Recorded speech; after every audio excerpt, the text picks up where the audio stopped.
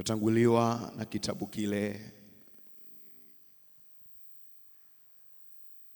cha Luka mtakatifu sura ile ya kwanza mstari ule wa 26 hadi 31.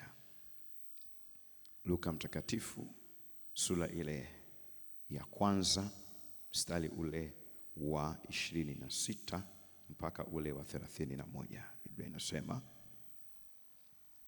mwezi wa 6 malaika Gabrieli alitumwa na Mungu kwenda mpaka mji wa Galilaya jina lake Nazareti, kwa mwanamwali bikira aliyekuwa ameposwa na mtu jina lake Yusufu wa mbari ya Daudi, na jina lake bikira huyo ni Mariamu. Akaingia nyumbani kwake, akasema, salamu, uliyepewa neema, Bwana yu pamoja nawe. Naye akafadhaika sana kwa ajili ya maneno yake, akawaza moyoni, salamu hii ni ya namna gani? Malaika akamwambia, usiogope Mariamu, kwa maana umepata neema kwa Mungu. Tazama, utachukua mimba na kuzaa mtoto mwanamume, na jina lake utamuita Yesu. Tufunike macho tuombe. Baba mwema, tunasema asante kwa ajili ya wakati huu Bwana.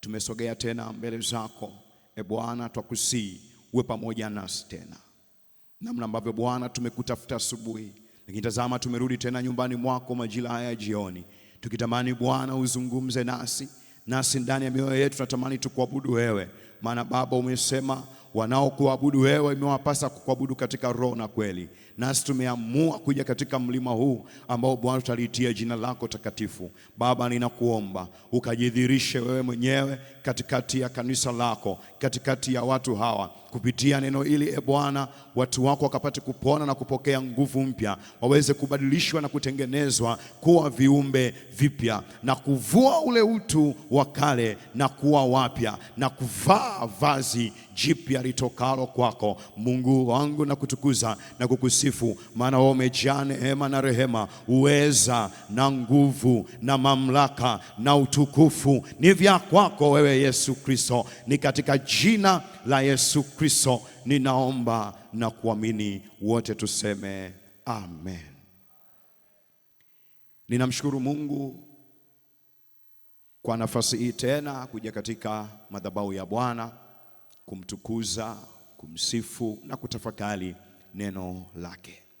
Lakini kipekee nimshukuru mwinjilisti Oscar Munisi kwa kuwa pamoja nasi katika ibada hii, lakini pia ninaleta shukrani nyingi kwa uongozi wa mahali hapa, kwa mchungaji kiongozi Daktari Iriona Kimalo na mchungaji Ana Kuyonga na ofisi ya uinjilisti na viongozi wote tunamtukuza Mungu kwa namna ambavyo wanafanya kazi hii. Kanisa, tumpigie Yesu makofi, kwa maana wametupa neema hii ya kuja katika nyumba ya Bwana utafuta uso wa Bwana. Wiki hii tumekuwa na kichwa kinachotuongoza ambacho kinasema, uvue utu wa kale unaozuia kusudi la uwepo wako. Uvue utu wa kale unaozuia kusudi la uwepo wako.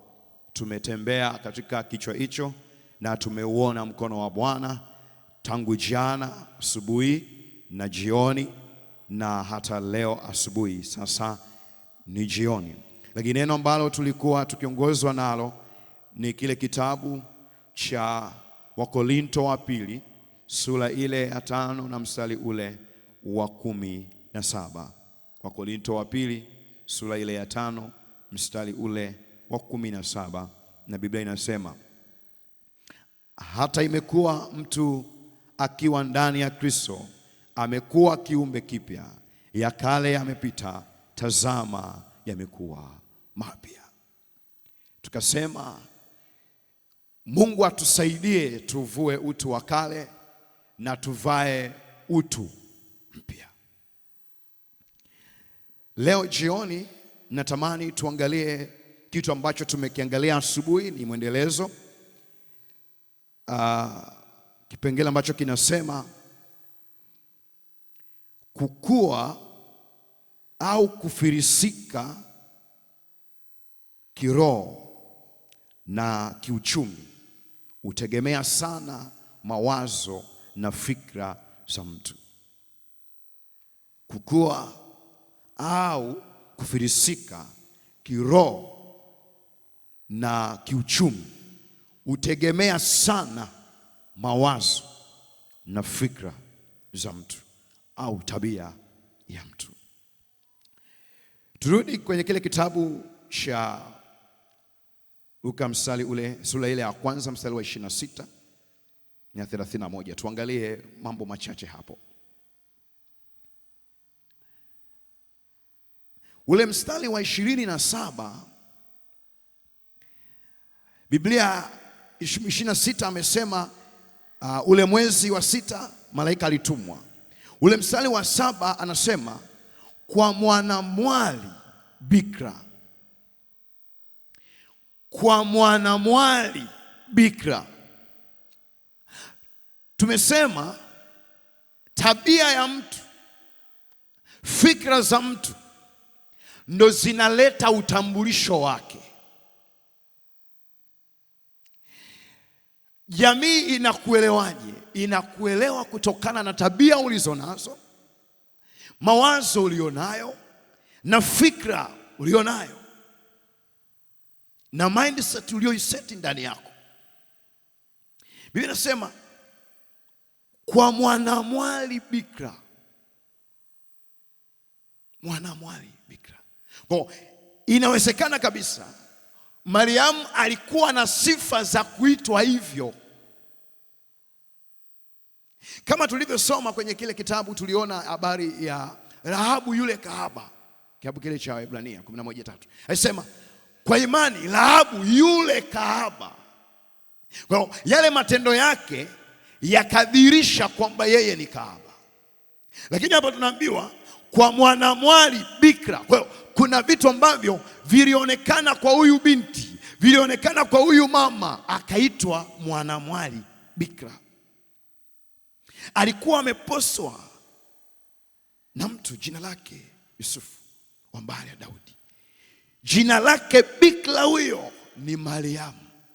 Jina lake bikira huyu ni Mariamu. Nimekuwa nikikuuliza kwamba tukitaka kukujua, kukufahamu wewe vizuri, tukiita jina lako tunaweza tukasema fulani nani.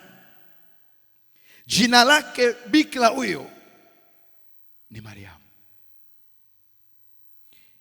Wewe una sifa gani mtaani, nyumbani, kanisani? Tukikuita jina lako tunaona nini? Tukisema kwa mfano, tukisema Mwalimu Julius Kambarage Nyerere, tunaona ndani mwake baba wa taifa. Okay. Tukikuita wewe tunaona nini ndani yako? Jina lake bikira huyo aliitwa Mariamu. Tunaona nini ndani mwako? Tabia yako ikoje? Jamii inakuonaje? Watoto wako wanaonekanaje? Okay. Tuangalie ule mstari wa 29. Naye akafadhaika sana kwa ajili ya maneno yake. Akawaza moyoni. Jana nilikuambia kwamba namna ambavyo akili inavyopokea taarifa zinaweza zikaathiri namna unavyoamini, namna unavyofikiri. Mariamu alipopokea taarifa kutoka kwa malaika, akapata mfadhaiko ndani mwake, lakini akaanza kuwaza moyoni mwake. Jana niliweka vielelezo hapa, tuona nafsi ilivyo, akili na vipengele vyake. Biblia inatuambia akawaza moyoni mwake. Salamu hii ni ya namna gani? Wewe unapopokea taarifa, kitu gani kinatokea ndani mwako? Je, unawaza kwanza moyoni mwako? Au kila taarifa unayoambiwa na mtu unaweza ukaipokea ukaishi nayo? Jana nilisema sio kila jambo unaloambiwa, sio kila jambo unalolisikia linaweza likajenga imani yako. Kuna mengine yanakuja kubomoa imani ulionayo, kukutoa kwenye msimamo wako. Lazima uwe makini. Mariamu akawaza moyoni mwake. Malaika akamwambia, usiogope Mariamu. Mstari wa 30. Usiogope Mariamu, kwa maana umepata neema kwa Bwana. Umepata neema kwa Bwana. Sisi tumepata neema kwa Bwana. Mpaka leo tunaishi, hii ni neema. Kazi unayoifanya, hiyo ni neema. Biashara ulionayo ni neema. Inawezekana wengine mauzo yao yanapungua siku kwa siku, lakini wewe unaona mambo yanaongezeka, ni neema. Umepata neema kwa Bwana. Na mimi nakuombea mpendwa, jioni ya leo na wewe ukapokee neema kutoka kwa Bwana. Jioni ya leo neema ya Bwana iwe juu yako. Hatumwe malaika atakayeleta habari njema kwako. Utaanza kujiuliza inawezekanaje? Na kuambia malaika akamwambia Mariamu, kwa maana wewe umepata neema, umepata upendeleo. Nami nakuombea jioni ya leo, pokea upendeleo wa Bwana, pokea upendeleo wa kimbingu, pokea upendeleo wa Bwana. Neema ya Bwana iwe juu yako. Unaweza kupiga makofi ukimshangilia Bwana, kwa maana neema ya Bwana iko juu yako. Ninaona watu ambao neema ya Bwana imekuwa juu yao. Ninaona watu ambao jioni ya leo neema ya Bwana imewatembelea. Wanajiuliza litakuwaje neno hili, lakini usipate shida. Malaika wa Bwana hakutembelee majira ya jioni, akwambie kwa sababu umepata neema ya Bwana. Yale mambo yale ambayo yalikuwa yawezekani, neema ya Bwana iko juu yako. Ili yale ambayo hayakuwezekana mwezi wa kwanza, hayakuwezekana mwezi wa pili, hayakuwezekana mwezi wa tatu, hayakuwezekana mwezi wa 4, hayakuwezekana mwezi wa 5, hayakuwezekana mwezi wa 6, lakini mwezi wa 7 pokea neema ya Bwana. Pokea neema ya Bwana. Pokea neema ya Bwana. Yaliyoshindikana miaka iliyopita, haya ninaona neema ya Bwana inakuja kwenye familia yako. Ninaona neema ya Bwana inakuja kwenye kazi yako. Ninaona neema ya Bwana, fahamu zinafunguliwa. Ninaona neema. Wako wapi watu ambao wananielewa kwamba neema ya Bwana imewatembelea leo? Atumwe malaika akwambie, kwa sababu neema ya Bwana itakuwa juu yako. Hayo makofi hayajatosha, pigie tena Yesu makofi. Malaika akamwambia Mariamu, usiogope. Usiogope Mariamu. Pale kwenye Mariamu weka jina lako. Usiogope, maana umepata neema kwa Bwana. Maana umepata neema kwa Mungu. Usiogope. Akili yako, fikira zako, uwezo wako, kipawa chako, chochote unachokifanya, nataka nikuambie jioni ya leo, usiogope. Neema ya Bwana iwe juu yako. Sasa 31 anasema, tazama utachukua mimba.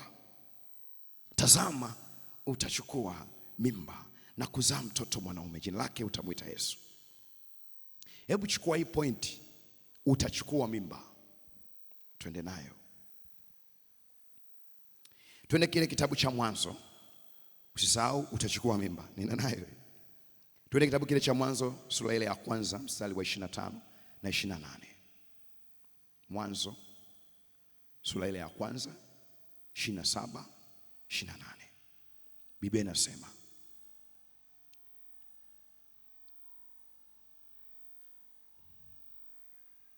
Mungu akaumba mtu kwa mfano wake.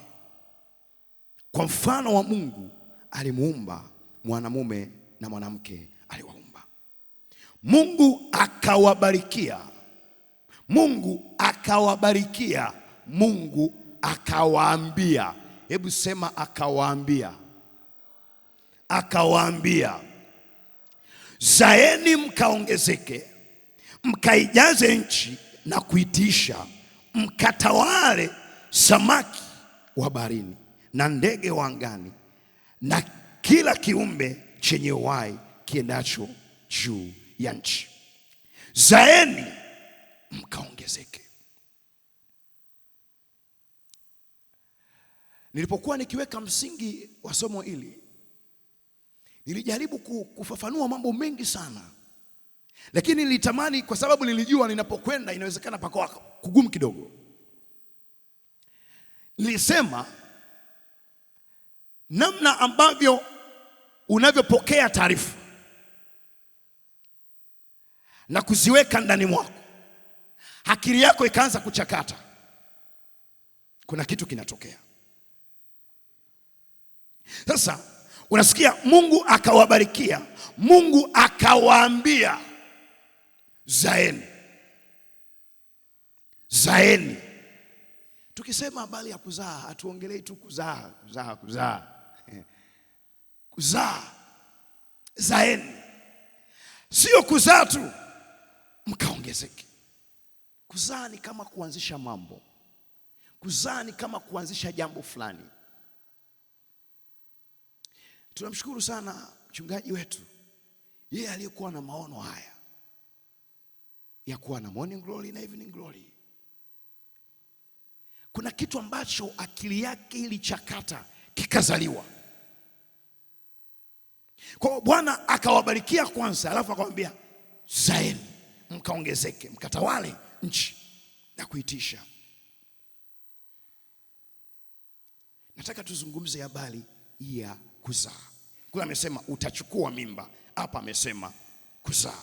Hebu tuende kile kitabu cha Yakobo sura ile ya kwanza mstari wa 15. Yakobo sura ile ya kwanza mstari ule wa 15. Yakobo sura ile ya kwanza na mstari ule wa 15, Biblia inasema,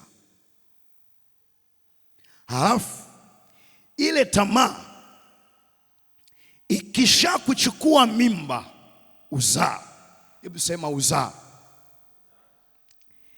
Alafu ile tamaa ikisha kuchukua mimba uzaa dhambi, na ile dhambi ikisha kukomaa uzaa mauti. Malaika akamwambia Mariamu, utachukua mimba. Mungu akamwambia Adamu na Hawa, akawabarikia, akawaambia zaeni. Alafu Yakobo anatuambia sio watu tu wanaozaa, kuna na vitu vingine vinazaa.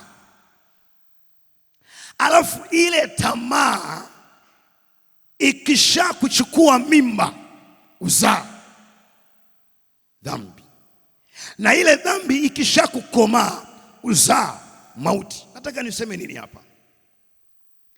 Kama tamaa inaweza kubeba mimba na kuzaa mauti, kama tamaa inaweza, kama unaandika andika, kama tamaa inaweza kubeba mimba na kuzaa mauti, kama tamaa inaweza kubeba mimba na kuzaa mauti, basi na akili zako zinaweza kubeba mimba na kuzaa uzima. Si kama umenielewa? Kama tamaa inaweza kubeba mimba na kuzaa mauti, basi na akili zako zinaweza kubeba mimba na kuzaa uzima. Inawezekana hujanielewa vizuri. Hebu twende kitabu kile cha Kumbukumbu la Torati sura ile ya 30 mstari wa 19. Kumbukumbu la Torati sura ile ya 30 na mstari ule wa 19. Kumbukumbu la Torati 30:19. Biblia inasema, nazishuhudia mbingu na nchi juu yenu hivi leo kuwa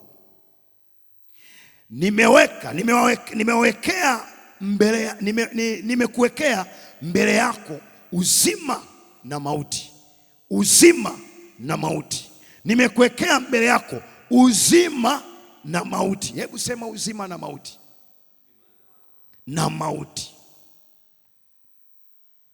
Baraka na laana. Basi chagua uzima ili uwe hai, wewe na uzao wako. Chagua uzima ili uwe hai, wewe na uzao wako. Narudi pale niliposema, kama tamaa inaweza kubeba mimba na kuzaa mauti, basi akili zako zinaweza zikabeba mimba na kuzaa uzima. Tamaa tuliona inakaa kwenye nafsi, kwenye nia, kwenye kile kipengele cha nia. Pale kipengele cha nia, mapenzi au willing. Tamaa inakaa pale, inatawaliwa pale. Lakini pia kwenye nafsi kuna kipengele cha nini? Cha akili. Kwa nini tamaa ibebe mimba na izae mauti, halafu akili ishindwe kubeba mimba na kuzaa uzima? Inasema chagua uzima. Kinachofanya uchaguzi ni akili. Chagua uzima ili uwe hai. Chagua uzima ili uwe. Kinachoshughulika na uchaguzi ni akili. Chagua uzima ili uwe hai. Kwenye mwili wa binadamu, ndani yako binadamu, kinachochakata habari ya uchambuzi na kuchagua ni akili. Kwa hiyo tamaa inaweza ikabeba mimba na kuzaa mauti, lakini akili yako ina uwezo, hata kama haiwezekani, wewe iamuru tu kwamba akili yangu hautazaa mapooza. Hautazaa mapooza.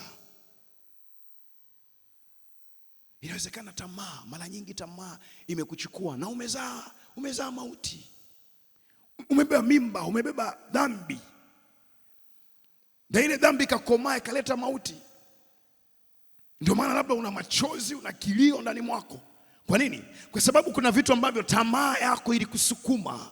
Tamaa ya mwili ilikusukuma, tamaa ya pesa ilikusukuma, tamaa mbalimbali zilikusukuma, zikakupeleka kwenye hatari, zikakupeleka kwenye eneo baya. Lakini nataka nikuombee mpendwa, kama tamaa iliweza kubeba mimba na ukazaa mauti, nami nakutangazia kwenye madhabahu hii, akili yako ichukue mimba, akili yako ibebe mimba, izae uzima, izae uzima. Bwana akasema na Musa, Bwana akawaambia, chagueni hivi leo. Chagua leo. Mbele yako kuna laana, mbele yako kuna baraka, mbele yako kuna uzima, mbele yako kuna mauti. Lakini chagua uzima ili uwe hai. Na mimi nakuombea mpendwa, akili yako ikachague uzima ili uwe hai. Biashara yako ikawe hai, kwa maana umechagua uzima. Watoto wako wakawe hai, kwa maana umechagua uzima.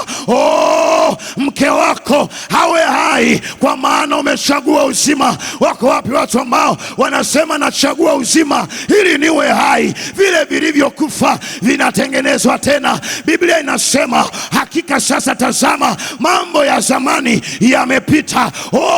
Mtu akiwa ndani ya Kristo amekuwa kiumbe kipya, ya kale yamepita, tazama yamekuwa mapya. Nami nakuambia mpendwa, yale ya kale yamepita. Tamaa yako ilibeba mimba ikazaa dhambi. Tamaa yako ilipobeba mimba, ile mimba ikakomaa ikazaa mauti. Lakini leo nakutangazia akili zako, sijui kama kuna watu wananielewa, akili zako zibebe mimba zikazae uzima. Zibebe mimba zikazae uzima.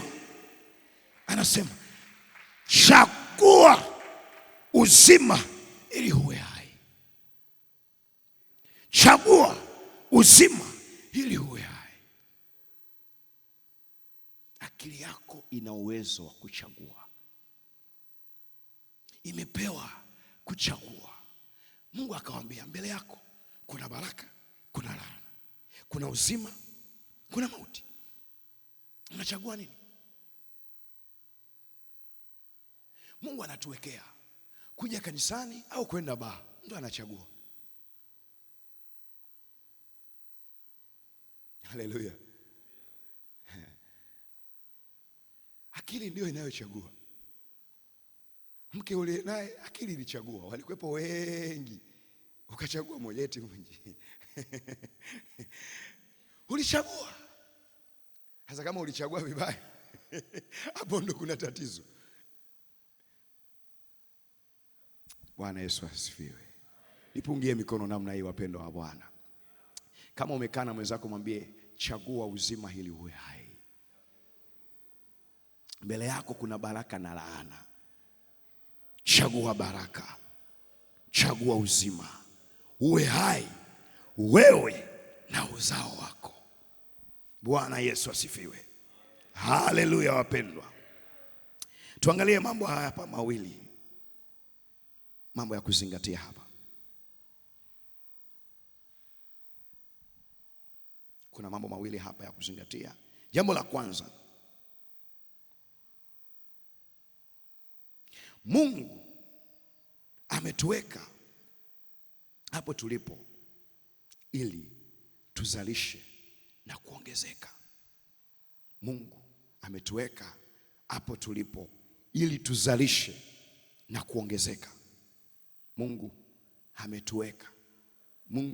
ametuweka hapo tulipo ili tuzalishe na kuongezeka. Tuzalishe na kuongezeka.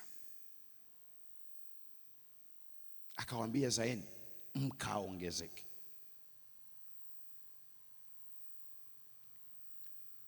Mungu ni Mungu wa maongezeko. Kila kitu ulicho nacho Mungu waga anapenda kukizidisha. Aliposema mkaongezeke, alafu akamwambia mkaijaze. Baada ya kujaza mkatawale. Mungu ni Mungu wa maongezeko. Sijui biashara yako ulianza na shilingi ngapi? Bado iko ile ile au imeongezeka? Ndoa mlianza mkiwa watu hao wawili, tazama imeongezeka. Na kila mtu anayefanya chochote, mara nyingi malengo yake ni kuongezeka. Ni wachache sana ambao wanaingia kwenye ndoa alafu wakatamani waishi wao wawili peke yao, yaani asije akaongezeka mtu. Ni wachache sana, ni wachache. Mungu akawabarikia, akawaambia zaeni mkaongezeke. Kwa Mungu popote alipotuweka anatamani tufanye mambo yaongezeke. Kwa ukiona hauna roho ya maongezeko, madhabahu ipo. Mwambie Mungu, mbona siongezeki? Unafanya kazi mwaka si wangapi, mshahara wako haupandi, uko pale pale. Hauoni haja ya kwenda kudai mbele za Bwana. Biashara yako iko pale pale miaka yote, hauoni haja ya kuja kudai mbele za Bwana. Bwana ametupa uwezo wa kuanza mambo, lakini pia na kuongezeka. Nami nakuombea baraka za maongezeko mpendwa. Pungie mkono namna hii. Baraka za maongezeko. Baraka za maongezeko. Uzae uongezeke. Uzae uongezeke. Natamani niseme neno hapa, inawezekana lisiwe zuri sana. Huyu Mariamu alikuwa bikira, lakini malaika akaleta jambo kwake, akamwambia utazaa. Mariamu akawa mgumu, anasema itakuwaje? Akamwambia utazaa.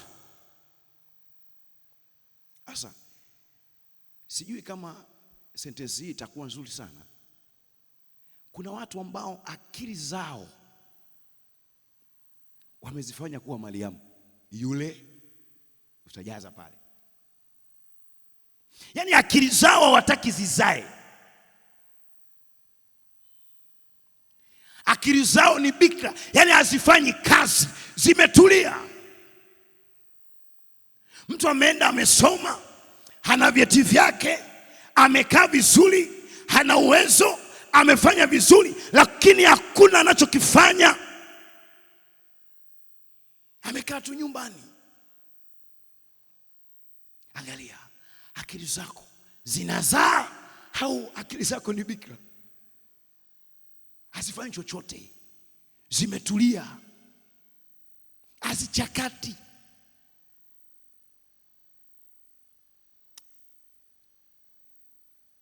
Malaika akamwambia Mariamu, utazaa. Mariamu akawa na kisingizio, itakuwaje mimi ni bikira, simjui mume? Ninakuombea mpendwa, usiseme siwezi. Biblia inatuambia tunayaweza mambo yote, tunayaweza mambo yote. Kwa usiseme siwezi. Jambo likija kwako ukiona ni jema, hebu ndani mwako usikie linawezekana. Usizifanye akili zako kukaa dormant kwamba haziwezi kufanya iki, hakiwezekani. No, tumewekwa duniani hapa kusolve matatizo. Changamoto ambazo tunaziona, ni nani atakayeweza kusolve matatizo hayo? Ni wewe. Ni wewe. Angalau hata kama unasema sina mtaji, chukua shilingi 10,000, nenda sokoni pale, tafuta maembe, tafuta parachichi, tengeneza juisi. Hata nenda kwa jirani, omba blender, tengeneza. Ukija hapa ibadani siku ya Jumapili, uza, angalau upate hata 500. Usiseme sina sadaka. No. Hiyo 10,000 inaweza kufanya jambo. Bwana amekupa akili ili uzitumie. Kwa kama unaona unabaki pale pale, unasema sina cha kufanya. No. Tumia akili yako vizuri. Hata kile kidogo ulichonacho kinaweza kuzaa. Unaweza ukachukua 10,000 ukaja magotini pa Bwana ukamwambia Bwana, wengine wana mitaji ya milioni, wengine wana mitaji mikubwa, lakini mimi nina 10,000. Ninaiombea 10,000 hii inaweza kuzaa 100,000. Ninaiombea 10,000 hii inaweza kuleta milioni. Biblia inasema vyote vinavyoonekana havikuanza kwa kuonekana, vilianzia ndani, vilikuwa ndani. Yote yalitamkwa ikawe na ikawa. Nami nakwambia unaweza kuiambia hiyo biashara yako unayoidharau ikawa, inaweza kuongezeka. Inaweza kuongezeka. Yale ambayo unayaona kwako yawezekani, kwa Bwana kila kitu kinawezekana. Bwana Yesu asifiwe. Tuangalie kile kitabu tena cha Luka sura ile ya kwanza mstari wa 38 na 34 na mstari ule wa 38. Mariamu akamwambia malaika, litakuwaje neno hili, maana sijui mume? Malaika akamjibu akamwambia, Roho Mtakatifu atakujilia juu yako. Roho Mtakatifu atakujilia juu yako. Roho Mtakatifu atakujilia juu yako. Inawezekana alipokuwa nikifundisha umeanza kutengeneza wazo ndani mwako. Hivi nikianza biashara hii, kwenye eneo letu pale nyumbani kuna kitu gani kinakosekana? Hakuna hiki, hakuna hiki. Naweza nikafungua jambo fulani pale. Unaanza kuwaza kutengeneza kampuni fulani. Unaanza kuwaza kuweka project fulani. Unaanza kuwaza, lakini unajiuliza itakuwaje? Itakuwaje? Nataka nikwambie, Mariamu naye aliuliza, litakuwaje neno hili? Malaika akamjibu akamwambia, Roho Mtakatifu atakujilia juu yako, na nguvu zake aliye juu zitakufunika kama kivuli. Na nguvu zake aliye juu zitakufunika kama kivuli. Na nguvu zake aliye juu zitakufunika kama kivuli. Nataka nikwambie, kile ambacho unatamani kitokee mwaka huu kinawezekana. Usiwaze sana, usijiulize sana. Nakwambia Roho wa Bwana yuko mahali hapa. Alitumwa kwetu, yeye ni msaidizi. Yeye ndiye atakaye kusaidia. Mariamu alijiuliza mara mbili, akaambiwa litakuwaje? Anauliza litakuwaje neno hili? Malaika wa Bwana akamwambia, Roho wa Bwana atakuwa juu yako. Roho wa Bwana atakuwezesha, na nguvu za Bwana zitakufunika kama kivuli. Kwa lile ambalo alikuwa anaona haliwezekani kwa kawaida ya mwanadamu, malaika akamwambia, Roho wa Bwana atakuwa juu yako, alafu nguvu za Bwana zitakufunika. Roho wa Bwana atakuwa juu yako, alafu nguvu za Bwana zitakuwa juu yako, zitakufunika kama kivuli. Inawezekana kwenye ile Zaburi anasema, Zaburi ya 91 anasema, mabaya hayatakupata wewe, wala tauni haitakaribia katika hema yako. Anasema lakini 10,000 wataanguka upande wa kulia na upande mwingine, lakini wewe utabaki. Utasikia kwa masikio yako. Inawezekana watu wakalia, lakini kwako ukawa na kicheko kwenye familia yako. Inawezekana watu wengine wakaharibikiwa, lakini kwa sababu wewe umemchagua Bwana aliyekuambia chagua uzima ili uwe hai, na mambo yako yanakuwa hai. Wale ambao wanasema mambo hayawezekani, uchumi hauendi, ninaona hasara, lakini wewe ambaye uko kwa Bwana unaona mambo yanaenda, unaona mambo yanasogea. Bwana Yesu asifiwe. Nguvu za Bwana nguvu zake aliye juu zitakufunika kama kivuli, kama kivuli. Hivi hebu jaribu kuwaza, Mariamu alikuwa na haki ya kuuliza litakuwaje neno hili. Biblia imetuambia alikuwa ameposwa, wametoa mahali pale, alafu itokee baada ya muda mchache tunaona Mariamu ana mimba. Imekuwaje? Malaika anamwambia Roho wa Bwana atakuwa juu yako, lakini na nguvu za Bwana zitakufunika kama kivuli. Kwa nini? Alichokuwa amekibeba kilikuwa ni cha tofauti. Alikuwa amebeba kitu ambacho kimebeba vita ndani yake. Inawezekana wewe ndiye suluhisho la matatizo kwenu. Umezaliwa kwa kusudi kwenye familia yenu. Vita yako ni kubwa, lakini Biblia inakwambia nguvu zake aliye juu zitakufunika kama kivuli, kama kivuli. Wewe ndiye uliyewekwa kwa ajili ya kusolve matatizo. Usiogope matatizo, usiogope utaonekanaje. Amini tu, nguvu za Bwana zitakufunika kama kivuli. Kwa sababu hiyo, hicho kitakachozaliwa kitaitwa kitakatifu. Hicho kitakachozaliwa kitaitwa kitakatifu, kwa sababu hicho kitakachozaliwa kitaitwa kitakatifu. Kitakachozaliwa kitaitwa kitakatifu. Na mimi nakuombea jambo ambalo utalifanya mwezi huu wa 7 litakalozaliwa litakuwa jambo ambalo limejaa utukufu wa Bwana. Lile jambo ambalo linaenda kuzaliwa mwezi huu wa 7, mwezi huu wa 7. Wako watu wapi ambao wanasema tunaenda kuzaa jambo mwezi huu wa 7? Hautaniacha hivi. Nami nakutangazia mpendwa, mwezi huu wa 7 hautapita. Lazima uzae jambo, lazima uzae jambo, na kile ambacho kitazaliwa kitakuwa kitakatifu. Wako wapi watu ambao wanasema nitakachokizaa mwezi wa 7 kitaitwa kitakatifu? Acha watu washangae, acha watu wanune, acha watu wakonde, lakini utakachokizaa mwezi wa 7, mwezi wa 7, mwezi wa 7. Ndio. Inawezekana walisema sana hautaolewa, walisema sana hautazaa, lakini nakutangazia kwenye madhabahu hii, kitakachozaliwa mwezi wa 7, mwezi wa 7 kitaitwa kitakatifu. Wako watu ambao wanapokea neno hili, wangemnyoshea Bwana na kumwambia Bwana, ni mimi huyu.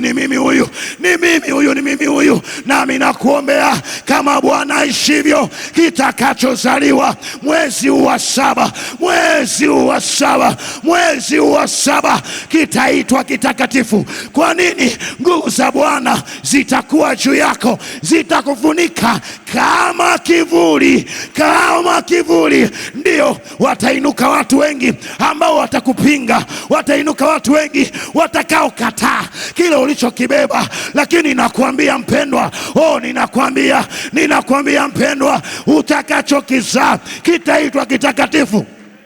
Inawezekana hujanielewa. Ninakwambia kama mwezi huu ni mwezi wa kiserikali wa mwanzo wa mwaka, na Biblia inasema Mungu akawaambia wana wa Israeli, waambie mkutano, Musa na Haruni, waambieni mwezi huu ni mwezi wa kwanza, ni mwezi wa kwanza wa mwaka kwenu. Nami nakwambia yale yaliyoshindikana kwa miaka mingi, mwezi huu wa saba, mwezi huu wa saba, mwezi huu wa saba. Sijui kama kuna watu wananielewa.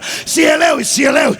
Biblia inasema tazama, mtu amekuwa kiumbe kipya akiwa ndani ya Kristo, na wewe uko ndani ya Kristo. Ninakuombea mpendwa, akili yako ikazae, akili yako ikabebe mimba, akili yako ikabebe mimba na kuzaa uzima, na kitakachozaliwa kwenye madhabahu hii, kwenye madhabahu hii ya Kijitonyama, na tarehe ya leo tarehe 7 mwezi wa 7, tarehe 7 mwezi wa 7. Muda kama huu mwakani, watu utawashangaza, utawaambia haya mnayoyaona ni yale niliyoyaomba tarehe 7 mwezi wa 7 2026. Ninataka nikwambie, Bwana atakushangaza, Bwana atawashangaza watu, Bwana atawashangaza. Acha watu washangae, acha watu washangae. Bwana amekuandalia mambo ya ajabu. Kitakachozaliwa mwezi wa 7 kitaitwa kitakatifu. Hebu punga mikono. Yesu anatupenda. Yesu anatupenda. Kitakachozaliwa. Biblia inasema Mungu sio mwanadamu hata aseme uongo. Mungu si mwanadamu hata aseme uongo. Nami ninakwambia, kama tamaa ilibeba mimba ikazaa mauti, na mimi nakwambia akili yako leo itabeba mimba. Hata kama ulikuwa tasa, lazima upokee, lazima uweze kubeba mimba. Akili yako itazaa. Ongeza tena makofi kwa Bwana. Amen. Twende mbele, alafu twende kuomba. Ninaona nguvu za Bwana ziko mahali hapa. Kuna watu wanaenda kuzaa. Kuna watu wanaanza kubeba mimba tena ndani mwao. Kuna watu wanaanza kusikia uchungu wa kuzaa. Kuna watu wanaanza kusikia, ninasikia fukuto ndani. Watu wanaanza kusikia uchungu tena. Wale waliokata tamaa, nguvu ya Bwana inaamka tena ndani mwao. Waliorudi nyuma kiuchumi, Bwana anawainua tena. Waliorudi nyuma kihuduma, Bwana anainua tena. Ninaona nguvu ya kuzaa ndani ya watu. Maana Mariamu alisema, litakuwaje neno hili? Bwana, Roho wa Bwana atakuwa juu yako, lakini na nguvu zake aliye juu zitakufunika kama kivuli. Kwa sababu hicho kitakachozaliwa kitaitwa kitakatifu, mwana wa Mungu. Mstari ule wa 36. Mstari ule wa 36 kwenye Luka sura ile ya kwanza mstari wa 36 anasema, tena tazama, jamaa yako Elizabeti naye amechukua mimba ya mtoto mwanamume katika uzee wake, na mwezi huu ni wa 6 kwake, yeye aliyeitwa tasa. Hebu sema aliyeitwa tasa. Aliyeitwa tasa. Mariamu anamwambia Mungu, malaika anamwambia Mariamu kwamba kuna jamaa yako Elizabeti naye amechukua mimba lakini mwanzoni aliitwa tasa, lakini alikuwa na sifa nyingine, alikuwa mzee. Sifa ya pili, alikuwa tasa. Anajaribu kumweleza Mariamu, Mariamu nisikie, hii mimba utakayoibeba si mimba ya kawaida. Wewe ni bikira, umeuliza litakuwaje neno hili, kwa sababu mimi simjui mume. Okay? Lakini angalia jamaa yako Elizabeth, amebeba mimba. Lakini sifa ya kwanza alikuwa ni mzee, lakini sifa ya pili alikuwa tasa. Kwa hiyo usijiulize kwamba litakuwaje neno hili. Inawezekana wewe una maswali mengi, unajiuliza, mimi huyu naezaliwa kwenye familia ya kimaskini, mimi huyu kweli mwaka huu naweza nikanunua kiwanja kweli, mimi huyu kweli mwaka huu naweza nikajenga nikaweka angalau msingi, mimi huyu. Wengine inawezekana wamekosa ada ya watoto, halafu najiuliza, hivi mwaka huu kweli watoto watarudi shule? Nitasomesha kweli? Mwaka huu nitapata kodi kweli? Nataka nikwambie, iliwezekana kwa mzee kubeba mimba. Iliwezekana kwa Elizabeth aliyekuwa mzee kubeba mimba. Iliwezekana kwa mtu aliyekuwa anajulikana ni tasa akachukua mimba. Je, si zaidi wewe ambaye umeipata neema ya Bwana? Je, si zaidi wewe unaishi ndani ya Bwana? Je, si zaidi wewe uliyempokea Bwana? Maana anasema yule mtu ambaye atakaa ndani mwangu atakuwa kiumbe kipya. Kama Elizabeth mzee aliyekuwa anaitwa tasa alibeba mimba, na wewe kuna kitu utakizaa mwaka huu, tena na mwezi huu. Tasa aliyebeba mimba, mzee aliyebeba mimba, na wewe mwezi huu, na wewe mwezi huu ni wa kwako. Natangaza tena, mwezi huu ni wa kwako. Tasa aliyebeba mimba, tasa aliyebeba mimba, na wewe kuna kitu kitazaliwa, kuna kitu kitazaliwa. 2026 haitapita, lazima kitokee kitu, lazima litokee jambo kwenye familia yenu, lazima litokee jambo kwako mwenyewe, lazima litokee jambo.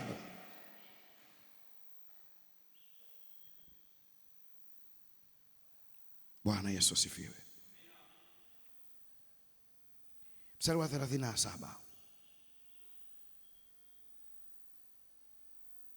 akamwambia,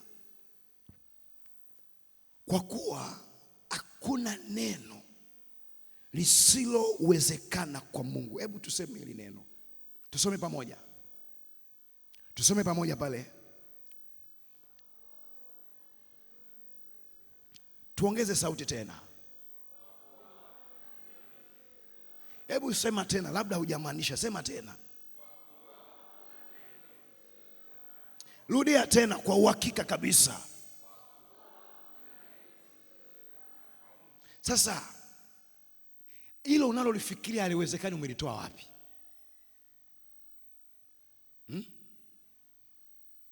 Halo, Bwana Yesu asifiwe. Mungu anamwambia, kwa kuwa hakuna neno lisilowezekana kwa Mungu. Sasa kwa nini wewe unajiwekea mipaka? Mstari ule wa 38 anasema, Mariamu akasema, tazama mimi ni mjakazi wa Bwana, na iwe kwangu kama ulivyosema. Hebu tuseme hapo, na iwe kwangu kama ulivyo, na iwe kama, na iwe kama, na iwe kwangu kama ulivyosema. Kisha malaika akaondoka akaenda zake. Tumalizie mistari hii tuende kuomba. Luka sura ya kwanza 39 hadi 45. Luka 39, Luka sura ya kwanza 39:45. Basi Mariamu akaondoka siku hizo, akaenda hata nchi ya milimani kwa haraka mpaka mji mmoja wa Yuda. Akaingia nyumbani kwa Zakaria, akamwamkia Elizabeti.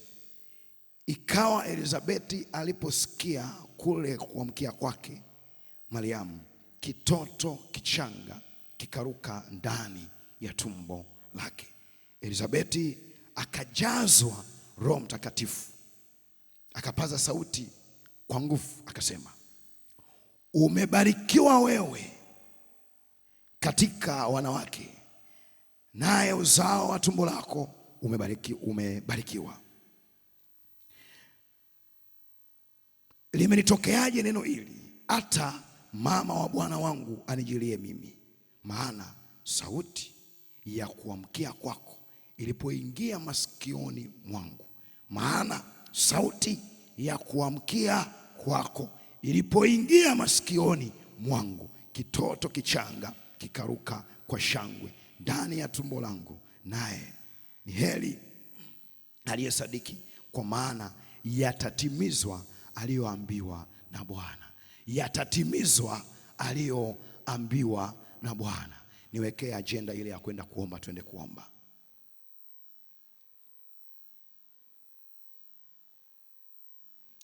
Kuna agenda ya maombi hapa ambayo tunaenda kuomba nayo jioni ya leo. Omba Mungu akuinuliwe watu sahihi. Omba Mungu akuinulie watu sahihi watakao kusaidia kuzaa ulichokibeba. Omba Mungu akuinulie watu sahihi watakao kusaidia kuzaa ulichokibeba. Mariamu alipoenda kwa Elizabeti, ndipo kitoto kichanga kikacheza tumboni. Kwa nini? Kwa sababu ya ile salamu. Elizabeti akajazwa Roho Mtakatifu kwa salamu ya Mariamu. Lakini anasema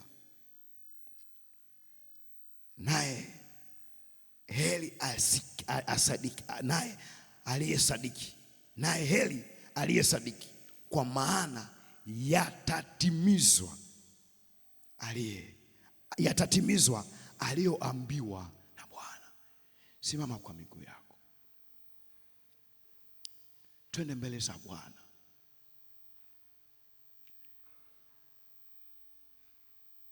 Kuna kitu umekuwa nacho kwa muda mrefu, akizaliwi.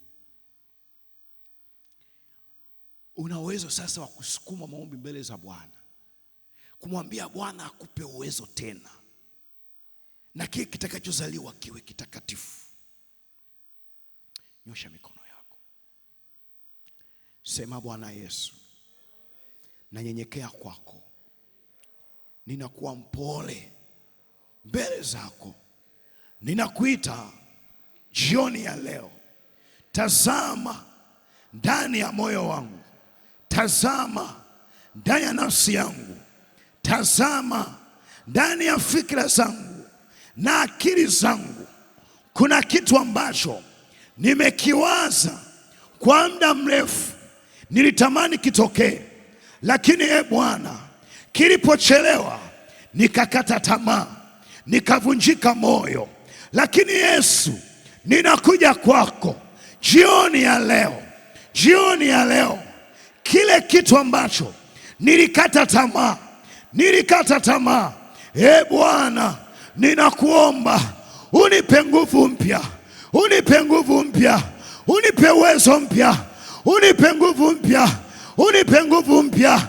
Nimerudi nyuma kwa sababu ya matendo yangu, nimerudi nyuma kwa sababu ya tabia yangu, nimerudi nyuma kwa namna nilivyofikiri, nimerudi nyuma, lakini Bwana ninakuja kwako, ninakuja kwako.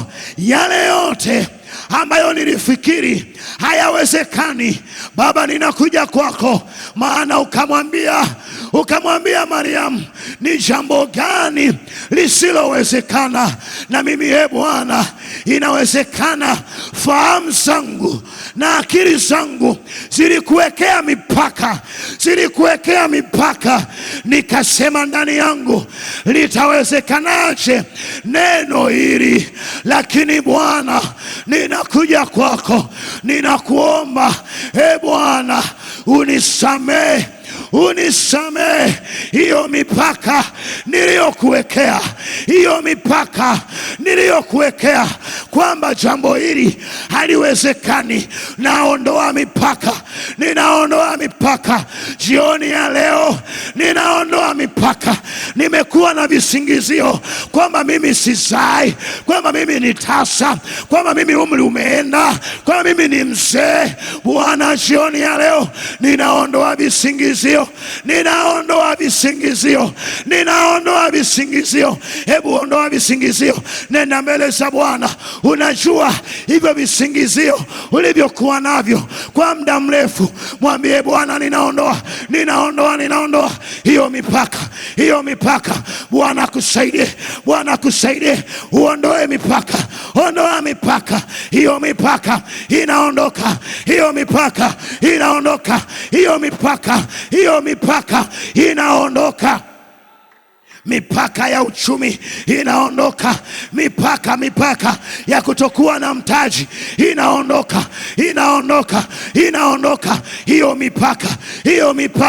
Hiyo mipaka uliosema haiwezekani, siwezi kupata mume tena, ulisema haiwezekani. Ninakuambia hiyo mipaka inaondoka katika jina la Yesu na kwa damu ya Yesu. Hiyo mipaka ninakuombea mpendwa, hiyo mipaka inaondoka. Shetani alikamata fikira zako, shetani aliweka giza ndani ya akili zako. Ninaliondoa hilo giza ambalo shetani amekuwekea, amekwambia haiwezekani. Amesema mara nyingi kwamba jambo hili haliwezekani, lakini leo Bwana akusaidie, Bwana akupe watu, omba Bwana akupe watu waliobeba kusudi lako, kusudi lako. Mwambie Bwana, ninaomba unipe watu, ninaomba Bwana unipe watu. Bwana akuletee watu, kama vile ambavyo Mariamu alienda kwa Elizabeti, akaenda kumwambia habari njema. Alipomwamkia tu, kitoto kichanga kikacheza tumboni, akapokea uwezo wa Roho Mtakatifu. Nami nakuombea, kutana na watu ambao utakaosalimiana nao watakwambia umebarikiwa kuliko wanawake wote, watakao kuambia umebarikiwa kuliko, watakao kuambia biashara yako imebarikiwa, watakao kuambia ndoa yako imebarikiwa, watakao kuambia familia yako imebarikiwa, watakao kuambia watoto wako wamebarikiwa, watakao kuambia kazi ya mikono yako imebarikiwa. Na kuombea upokee watu, Bwana akukutanishe na watu watakao kuambia umebarikiwa. Piga makofi na vigelegele kwa Bwana.